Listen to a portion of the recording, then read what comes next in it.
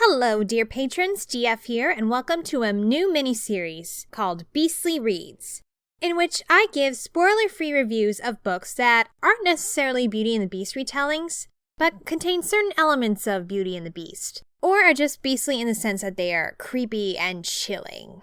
And my chosen book for this month, as it is a month of macabre as Halloween approaches, is an anthology of short stories inspired by Mary Shelley's Frankenstein, called In the Shadow of Frankenstein, Tales of the Modern Prometheus, edited by Stephen Jones.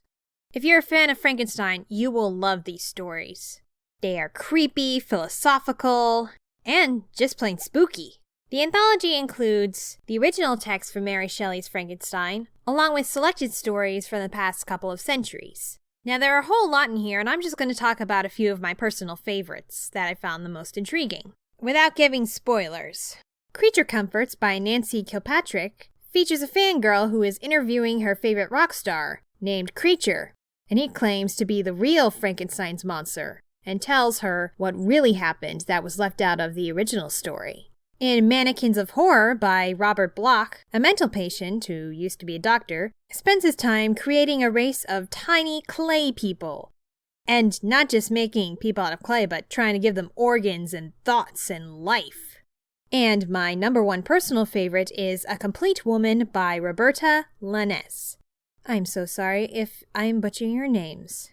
In this one, an elderly woman undergoes a surgery which involves her brain being placed in a young female torso, and she gets her arms and legs and eyes and other body parts from other recently deceased people.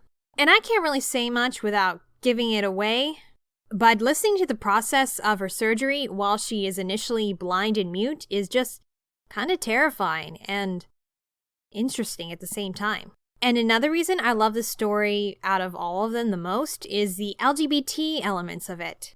Not just the subtext, but the author's reasons behind it. To explain, I'll just read the author's note here. It was during a heated argument over the origin of homosexual behavior and lifestyle that A Complete Woman first crept into my consciousness. Long ago, in my naivety, I believed being gay was solely a result of conditioning, environment, opportunity, and preference. When challenged about the genesis of preference, I fell back on the psychological terms of modeling and reaction formation. I was summarily based for relying on an inexact science. I realized then I didn't know enough. This story was written for those idiots who still believe that all gays and transsexuals have a choice. I like how this wonderful story emerged from an author's realization of how wrong she was about something that's perfectly natural. Kind of reminds me of my own realization.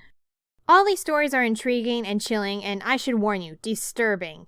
There are elements of rape and sexual abuse and gore, so it's not really for the faint of heart.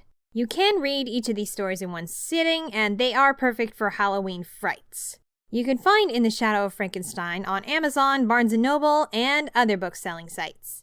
Happy reading and happy haunting!